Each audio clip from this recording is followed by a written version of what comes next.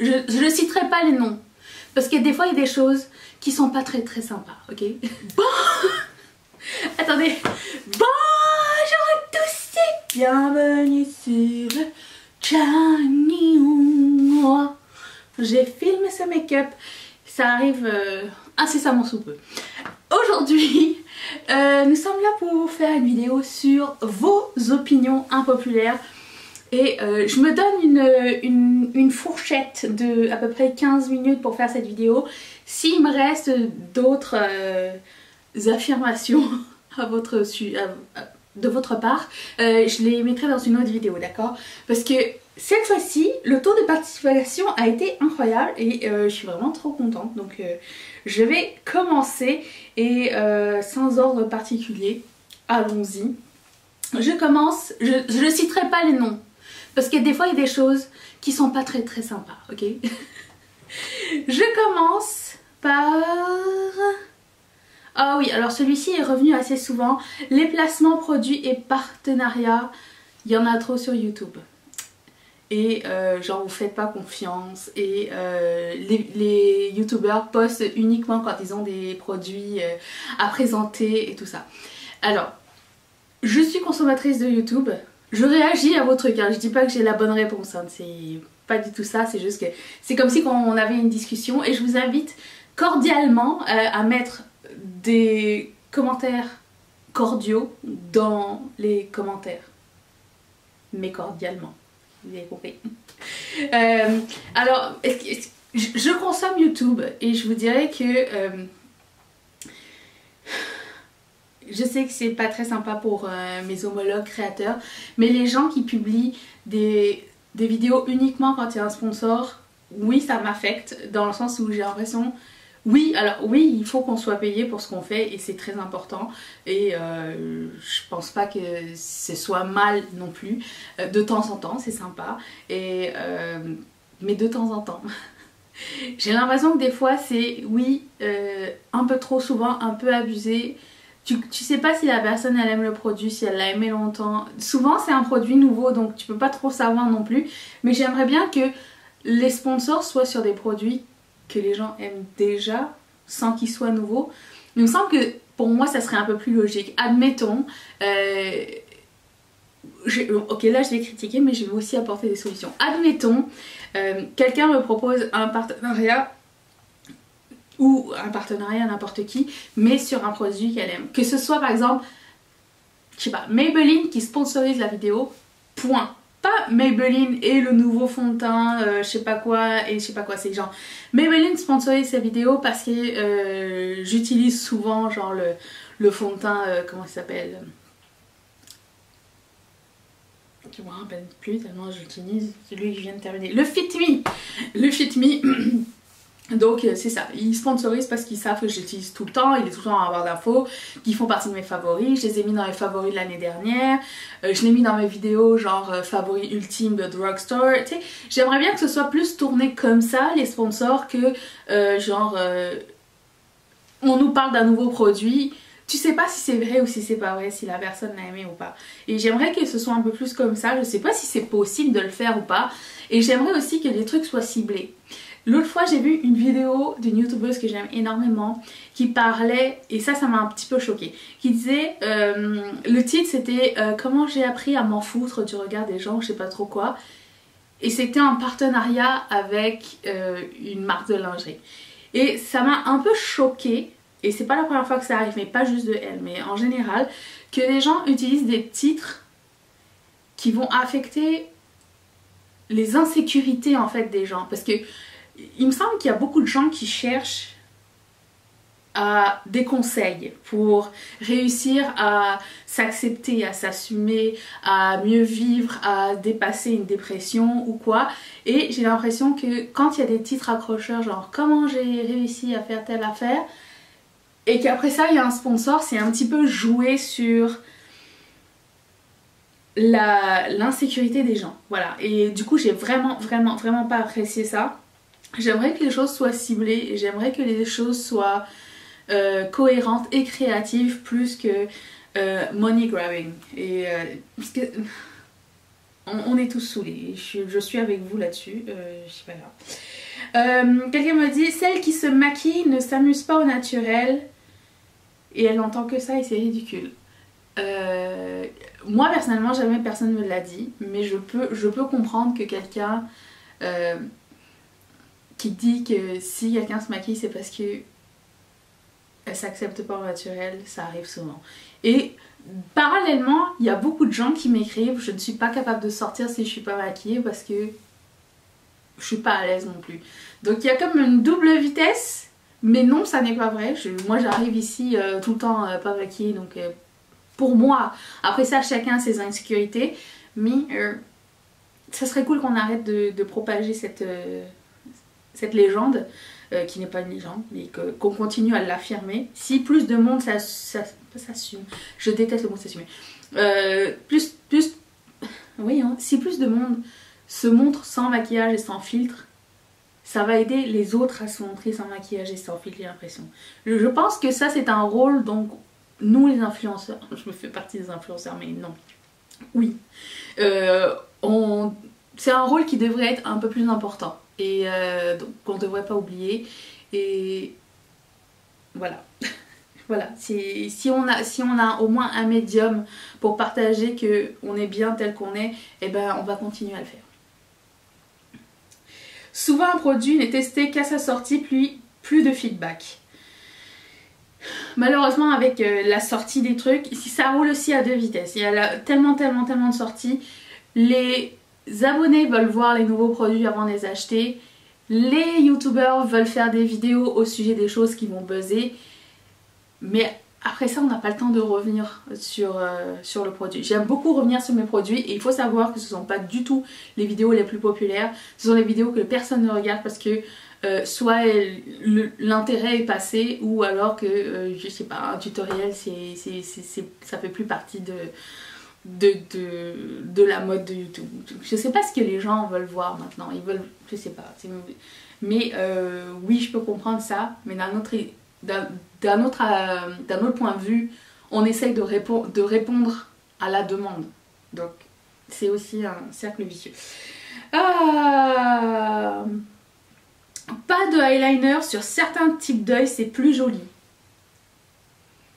Moi j'avais appris à faire un eyeliner sur un hooded eye. Après ça dépend, il y a des 10 000 sortes de eyeliner que tu peux faire. Tu peux faire un eyeliner rat cils, tu peux faire un eyeliner super allongé. Moi j'aime beaucoup faire l'eyeliner graphique alors que je sais que par exemple cet œil là, il est pas comme lui, il a un pli en plus ici et tu sais c'est compliqué, mais j'essaie de continuer à trouver des astuces parce que j'aime bien faire des eyeliners. Alors peut-être que c'est peut-être que ce serait peut-être des eyeliners qui ne sont pas adaptés à chaque œil.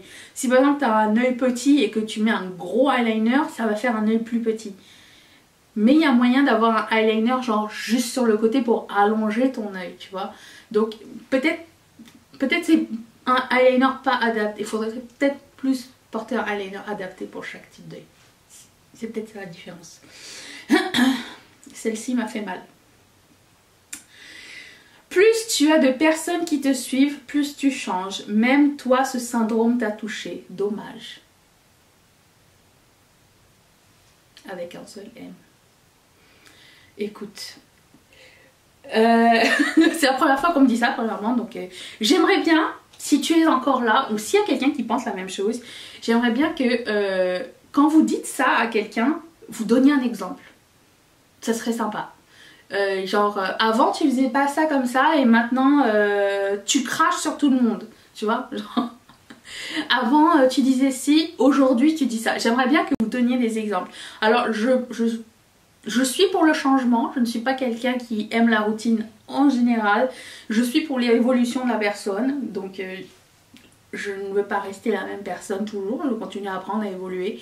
Mais si par hasard j'ai été condescendante, méchante ou blessante ou quoi que ce soit, je m'en excuse. Mais quand vous avez des griefs comme ça, dites-le nous. Parce que moi je suis quand même assez proche de vous encore, toujours.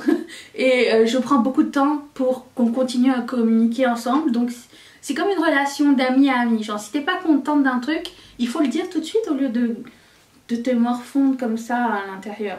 Donc oui je prends, mais pourquoi? J'ai horreur de cette mode des sourcils fournis et bien remplis, trop sophistiqués.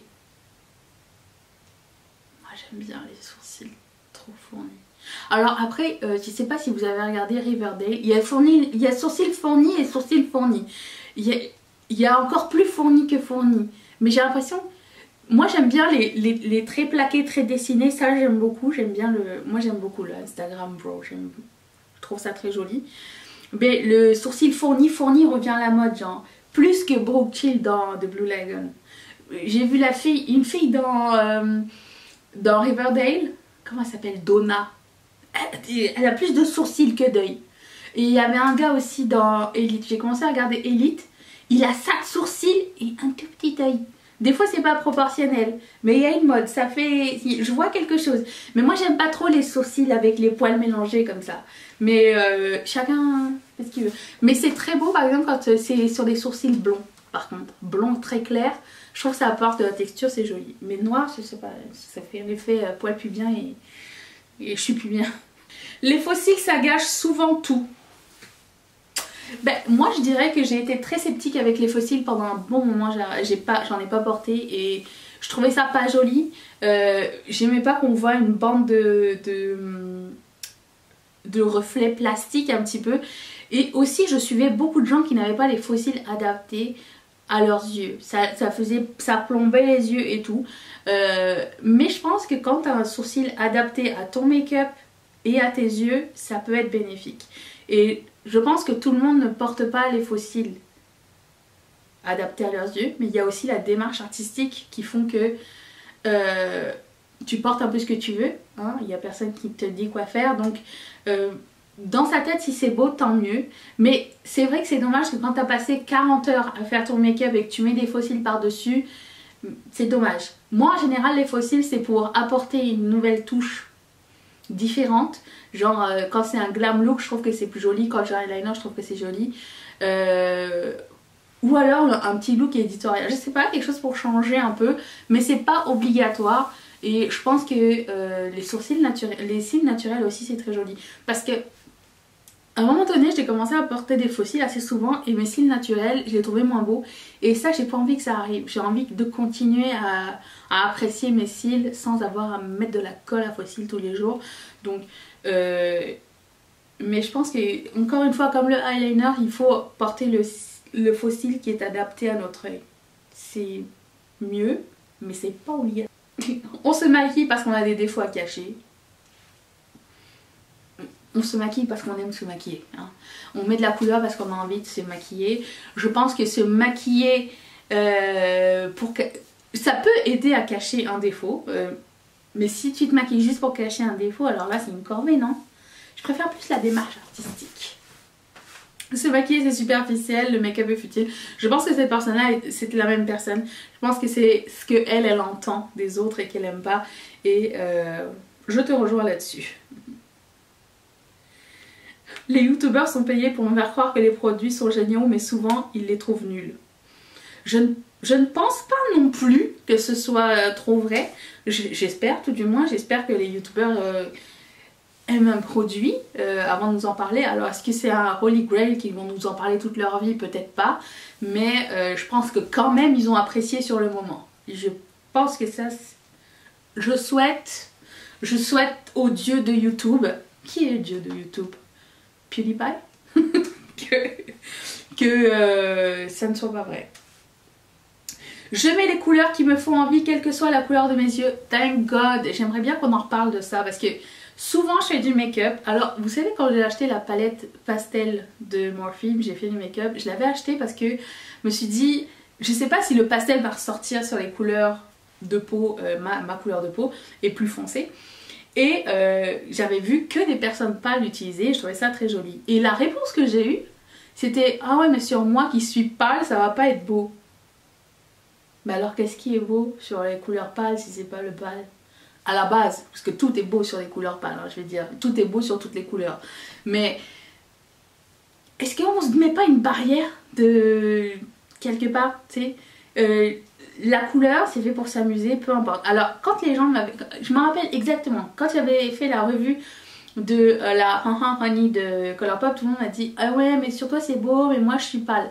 J'ai été sur Pinterest et je vous invite à faire la même chose à chaque fois que une couleur vous tente mais que vous n'êtes pas sûr que ça va être beau sur vous. Allez sur Google ou Pinterest. Pinterest c'est vraiment une bonne source parce qu'une fois que vous avez cliqué sur une photo, vous avez plein d'autres photos qui vous sont suggérées dans le même acabit. Vous marquez genre Yellow Eyeshadow Light Skin. Vous pouvez le marquer en français aussi si vous voulez. Fard à paupières jaune, peau pâle. Mais en anglais vous avez plus de trucs qui vont sortir. Et vous allez avoir plein de suggestions. Vous avez, si vous voulez pas aller sur Pinterest, vous avez Linda Albert, vous avez Marion Caméléon. Et si vous voulez aller pour le plus foncé, il y en a encore beaucoup plus. Et il y a de quoi faire. Vous rentrez, par exemple, je sais pas, c'est un moyen, ça va vous donner des idées aussi. Donc je vous invite à être créatif et ne pas vous bloquer sur un a priori comme ça parce que je pense que toutes les couleurs sont belles sur tout le monde. Et oui, effectivement, il ne faut pas se stopper, quelle que soit la couleur des yeux, la couleur des cheveux, la couleur de la peau. Je pense que oui, il y a une palette pour tout le monde. Genre, moi, sur moi, le vert et le violet, c'est plus joli sur mes yeux. Mais j'ai pas envie de m'arrêter à ça.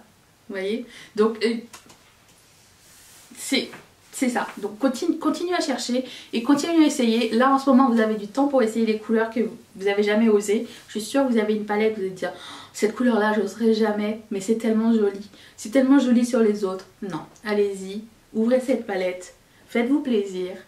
Essayez un petit peu en coin interne, en ras de cils, en touche au milieu d'un ombré. Vous allez voir si vous n'allez pas regretter.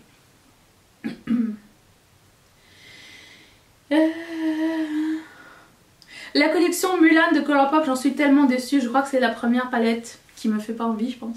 La suite c'est ça. Je voulais aussi faire un petit rappel sur cette palette qui fait beaucoup les gens sont pas contents. C'est juste que au début moi aussi j'étais un petit peu déçue en me disant c'est quoi tes couleurs, mais je voulais quand même la collection parce que je n'ai aucune objectivité. Est-ce que vous avez vu le film Mulan? Vous avez vu le trailer de ce film? Ça n'a rien à voir avec le dessin animé. Donc la palette c'était pas en collaboration avec le dessin animé Mulan, c'était en collaboration avec le film Mulan. Et le film Mulan est beaucoup plus dark, beaucoup plus gris, beaucoup plus brun. Vous allez voir les sous-tons qu'ils ont utilisés dans la palette sont les sous-tons que vous trouvez dans le film. Donc pour moi ça reste cohérent. Certes c'est une palette très fade aussi, on est d'accord, mais ça reste cohérent avec l'idée du film. Le seul truc qui me dérange c'est qu'ils n'ont pas mis une couleur jade, la couleur de la barrette là. Pourquoi? Il y avait une opportunité là pour moi. Mais après une seule couleur jade dans cette palette terreuse, ben ça aurait pas fonctionné. Donc ils ont fait le lip mask. Voilà, qui est encore coincé à Los Angeles à l'heure où je vous parle. J'ai hâte que ce soit terminé cette petite période de confinement. Et cette vidéo aussi est terminée. Je vous invite à me donner vos avis dans la barre d'infos. Il me reste encore quelques trucs à passer au travers. Donc si vous voulez une partie 2, dites-le moi. On pourrait faire ça la semaine prochaine aussi, ça serait cool. Enfin, moi j'ai bien aimé discuter avec vous. Et si c'est pas encore fait, je vous invite à vous abonner en cliquant juste ici. Active la cloche. Je suis des fois pendant le confinement, 2 fois par jour, présente sur cette chaîne. Et si je ne suis pas 2 fois, je le suis tous les jours quand même. Je vous laisse une vidéo ici. Je remercie toutes mes marraines et tous mes parrains de sponsoriser cette chaîne. Si aussi ça tente, clique sur ce petit carré qui va t'envoyer directement chez Patreon. Je vous retrouve demain pour une prochaine vidéo. Ou 2, c'est la surprise. À demain, seras-tu là?